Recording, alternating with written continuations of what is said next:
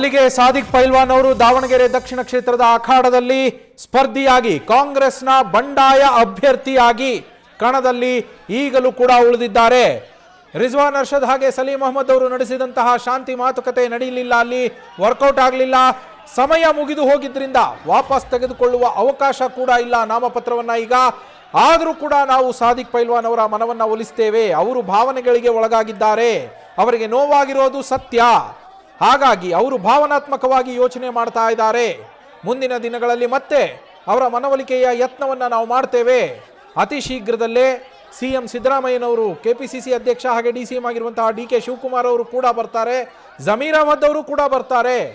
ಎಲ್ಲ ಹಿರಿಯ ನಾಯಕರು ಬಂದು ಮಾತುಕತೆಯನ್ನ ಮಾಡ್ತಾರೆ ಅವ್ರ ಜೊತೆ. ಅವರು ಸಾಕಷ್ಟು ಕಾಲ ಕಾಂಗ್ರೆಸ್ ಪಕ್ಷಕ್ಕಾಗಿ ಕಾರ್ಯಕರ್ತನಾಗಿ ಅವರು ದುಡಿದಿದ್ದಾರೆ. ಅವರು ಟಿಕೆಟ್ಗಾಗಿ ಪ್ರಯತ್ನ ಪಡ್ತಾ ಇದ್ದಿದ್ದು ಹೌದು. ಅವರ ಮನಸ್ಸಿಗೆ ನೋವಾಗಿದೆ. ನಾವು ಇವತ್ತು ಬೇಗ ಬರಬೇಕಿತ್ತು, ಆದರೆ ನಾವು ಬರೋದು ಕೂಡ ತಡವಾಯಿತು. ನಾವು ಬರುವಷ್ಟರಲ್ಲಿ, ಅವರ ಮನವೊಲಿಕೆ ಮಾಡುವಷ್ಟರಲ್ಲಿ ಈಗಾಗಲೇ ಸಮಯ ಮುಗಿದು ಹೋಗಿದೆ ಅಂತ ರಿಜ್ವಾನ್ ಅರ್ಷದ್ ಹಾಗೆ ಸಲೀಂ ಅಹಮದ್ ಅವರು ಈಗ ಪ್ರತಿಕ್ರಿಯೆಯನ್ನು ನೀಡಿರುವಂಥದ್ದು. ಒಟ್ಟಾರೆಯಾಗಿ ದಾವಣಗೆರೆ ದಕ್ಷಿಣ ಕ್ಷೇತ್ರದಲ್ಲಿ ಕಾಂಗ್ರೆಸ್ಗೆ ಬಂಡಾಯದ ಬಿಸಿ ಚುನಾವಣೆವರೆಗೂ ಇನ್ನೂ ಮುಗಿಯೋದಿಲ್ಲ. ಅಖಾಡದಲ್ಲಿ ಸಾದಿಕ್ ಪೈಲ್ವಾನ್ ಅವರು ಹಾಗೆ ಉಳಿದಿದ್ದಾರೆ. ಈಗ ಸ್ಕ್ರೂಟ್ನಿ ಮಾಡೋದಕ್ಕಿದೆ. ಅದಾದ ನಂತರ ಸ್ಪಷ್ಟ ಚಿತ್ರಣ ಸಿಗತ್ತೆ ಯಾರ್ಯಾರು ಸ್ಪರ್ಧಾ ಕಣದಲ್ಲಿ ಉಳಿತಾರೆ ಅಂತ. ಯಾಕೆ ಅಂದ್ರೆ ಕಾಂಗ್ರೆಸ್ಗೆ ಕೇವಲ ಬಂಡಾಯ ಅಭ್ಯರ್ಥಿಯಾಗಿ ಸ್ಪರ್ಧೆ ಮಾಡ್ತಾ ಇರುವಂತಹ ಸಾದಿಕ್ ಪೈಲ್ವಾನ್ ಅವರು ಮಾತ್ರ ತಲೆನೋವಾಗಿ ಪರಿಣಮಿಸೋದಿಲ್ಲ. ಇಲ್ಲಿ ಮುಸ್ಲಿಂ ಸಮುದಾಯದಿಂದ ಒಟ್ಟಾರೆಯಾಗಿ 20 ಅಭ್ಯರ್ಥಿಗಳು ನಾಮಪತ್ರವನ್ನ ಸಲ್ಲಿಸಿರುವಂಥದ್ದು. ಆ 20 ಅಭ್ಯರ್ಥಿಗಳು ಕಣದಲ್ಲಿ ಉಳಿದ್ರು ಅಂದ್ರೆ ಖಂಡಿತವಾಗಿಯೂ ಮುಸ್ಲಿಂ ಸಮುದಾಯದ ಮತಗಳು ಚದುರುವ ಆತಂಕ ಕಾಂಗ್ರೆಸ್ಗೆ ಇದೆ. ಆ ಆತಂಕ ಇನ್ನಷ್ಟು ಹೆಚ್ಚಾಗತ್ತೆ ಅವರಿಗೆ. ಸಮರ್ಥ ಶಾಮನೂರು ಅವರಿಗೆ ಟಿಕೆಟ್ ಅನ್ನ ನೀಡಲಾಗಿರುವಂಥದ್ದು ಕಾಂಗ್ರೆಸ್ನಿಂದ. ಆದರೆ ಅಲ್ಪಸಂಖ್ಯಾತರಿಗೆ ಟಿಕೆಟ್ ಅನ್ನ ಕೊಡಬೇಕು ಅಂತೇಳಿ ಅಲ್ಲಿ ಸಾಕಷ್ಟು ಪ್ರಯತ್ನವನ್ನ ಮಾಡಲಾಗಿತ್ತು. ಕಾಂಗ್ರೆಸ್ನಿಂದ ಕೊಡಬೇಕು ಅಂತೇಳಿ ಸಚಿವ ಜಮೀರ್ ಅಹಮದ್ ಖಾನ್ ಅವರು ಕೂಡ ಹೇಳಿದ್ರು ಒಂದು ಸಂದರ್ಭದಲ್ಲಿ. ಅದಾಗಿ ಅಲ್ಪಸಂಖ್ಯಾತರಿಗೆ ಟಿಕೆಟ್ ಸಿಗದೆ ಕಾಂಗ್ರೆಸ್ ಅಭ್ಯರ್ಥಿಯಾಗಿ ಸಮರ್ಥ ಶಾಮನೂರು ಅವರು ನಾಮಪತ್ರವನ್ನು ಸಲ್ಲಿಸಿದ ನಂತರ ಈವರೆಗೂ ಜಮೀರ್ ಅಹಮದ್ ಖಾನ್ ಅವರಿಗೂ ಕೂಡ ಮನವೊಲಿಕೆ ಮಾಡಲು, ಅಲ್ಪಸಂಖ್ಯಾತ ಮುಖಂಡರನ್ನ ಮನವೊಲಿಸಲು ಸಾಧ್ಯವಾಗಿಲ್ಲ. ಅವರು ಕೂಡ ದಾವಣಗೆರೆಗೆ ಬರ್ತಾರೆ ಅಂತ ಇತ್ತು, ಬಂದಿಲ್ಲ. ಹಾಗೆ ರಿಜ್ವಾನ್ ಅರ್ಷದ್ ಹಾಗೆ ಸಲೀಂ ಅಹಮದ್ ಅವರು ಇವತ್ತು ಬಂದು ಮಾತನಾಡೋದಕ್ಕೂ ಮೊದಲು ತಮ್ಮ ಸ್ವಗೃಹದಲ್ಲಿಯೇ ಸಾದಿಕ್ ಪೈಲ್ವಾನ್ ಅವರು ಕೂಡ ಮಾತಾಡ್ತಾ ಇದ್ರು. ಅವರು ಆ ಸಂದರ್ಭದಲ್ಲೂ ಕೂಡ ಸಾಕಷ್ಟು ಹತಾಶೆ, ಬೇಸರದಿಂದಲೇ ಮಾತನಾಡಿದ್ದು. ಯಾವುದೇ ಕಾರಣಕ್ಕೂ ನಾನು ಸದ್ಯಕ್ಕೆ ವಾಪಸ್ ಪಡೆಯುವ ಪ್ರಶ್ನೆಯೇ ಇಲ್ಲ ನನ್ನ ನಾಮಪತ್ರವನ್ನ ಅಂತ ಸಾದಿಕ್ ಪೈಲ್ವಾನ್ ಅವರು ಹೇಳಿದ್ದು. ತಮ್ಮ ಸ್ವಗೃಹದಲ್ಲಿ ಮಾತನಾಡುವಂತಹ ಸಂದರ್ಭದಲ್ಲಿ ಚುನಾವಣೆ ಅಖಾಡದಿಂದ ನಾನು ಹಿಂದೆ ಸರಿಯೋ ಮಾತೇ ಇಲ್ಲ. ಸಿಎಂ, ಸಚಿವರು ಎಲ್ಲರೂ ಬೆಳಗ್ಗೆ 9 ಗಂಟೆಗೆ ಬರ್ತೀವಿ ಅಂತ ಹೇಳಿದ್ರು. ಆದರೆ ಇಷ್ಟೊತ್ತಾದರೂ ಅವ್ರು ಯಾರು ಬಂದೇ ಇಲ್ಲ. ಅಲ್ಲಿದ್ದೀವಿ, ಇಲ್ಲಿದ್ದೀವಿ ಅಂತೇಳಿ ಹೇಳ್ತಾ ಇದ್ದಾರೆ. ನಾನಂತರೂ ಚುನಾವಣಾ ಕಣದಿಂದ ಹಿಂದೆ ಸರಿಯೋದಿಲ್ಲ. ಈ ಚುನಾವಣೆಯಲ್ಲಿ ಒಂದು ವೇಳೆ ನಾನೇನಾದರೂ ಸೋತ್ರೆ ಇಡೀ ಸಮಾಜವೇ ಸೋತಂತೆ, ನಮ್ಮ ಸಮುದಾಯವೇ ಸೋತಂತೆ.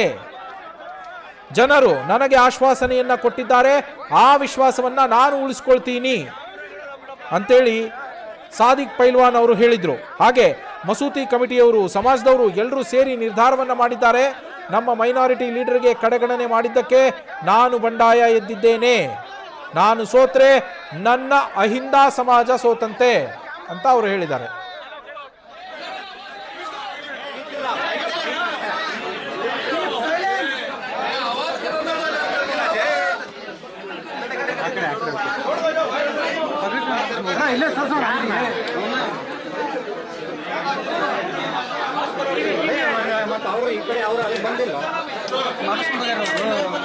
ಇಲ್ಲ ಅವ್ರು ಬಂದಿಲ್ಲ. ಅವರು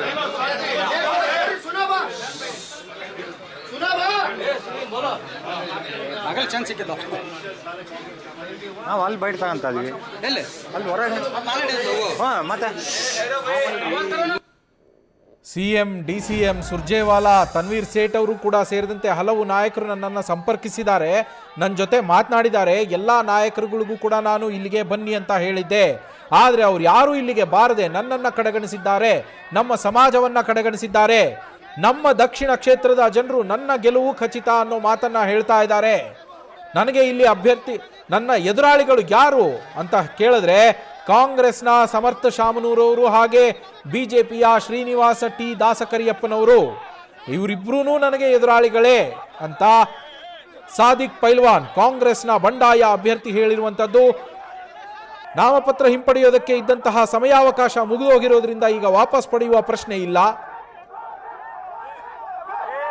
ಕಾಂಗ್ರೆಸ್ಗೆ ಇದು ಮತ್ತಷ್ಟು ತಲೆನೋವನ್ನು ಹೆಚ್ಚಿಸಿರುವಂಥದ್ದು.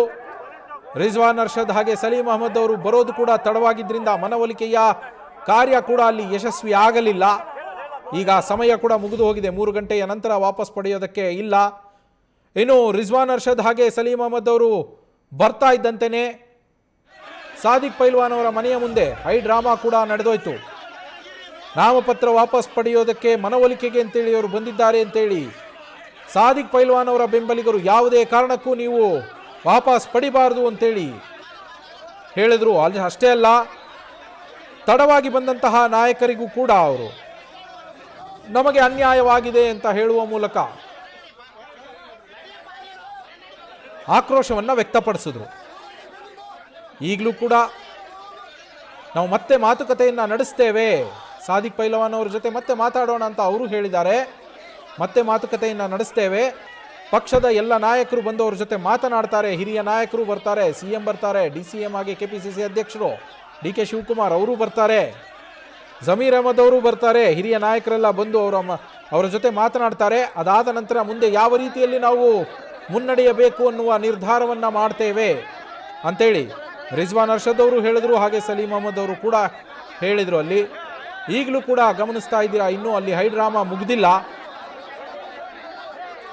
ಈಗಲೂ ಕೂಡ ಸಾದಿಕ್ ಪಾಷಾ ಅವರ ಮನೆಯ ಮುಂದೆ ನೂರಾರು ಅಭಿಮಾನಿಗಳು ಜಮಾವಣೆಗೊಂಡಿದ್ದಾರೆ. ಯಾವುದೇ ಕಾರಣಕ್ಕೂ ನೀವು ಹಿಂದೆ ಸರಿಬಾರದು ಅನ್ನೋದು ಅವರ ಒತ್ತಡವಾಗಿತ್ತು. ಈಗ ಅವರ ಒತ್ತಾಯದಂತೆಯೇ ನಾಮಪತ್ರವನ್ನು ಹಿಂಪಡೆಯುವ ಪ್ರಶ್ನೆಯಂತೂ ಸದ್ಯಕ್ಕೆ ಇಲ್ಲ.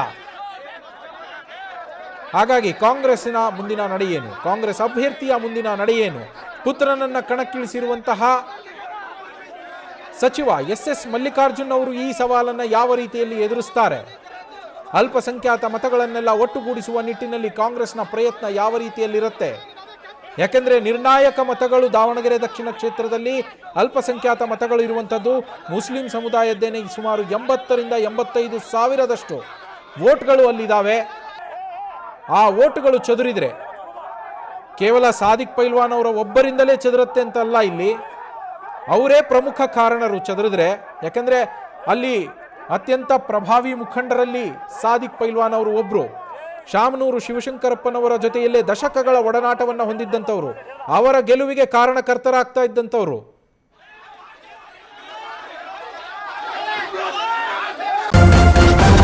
ನ್ಯೂಸ್ ಫಸ್ಟ್ ನಿರ್ಭೀತಿಯಿಂದ ನಿಮ್ಮ ಪರವಾಗಿ.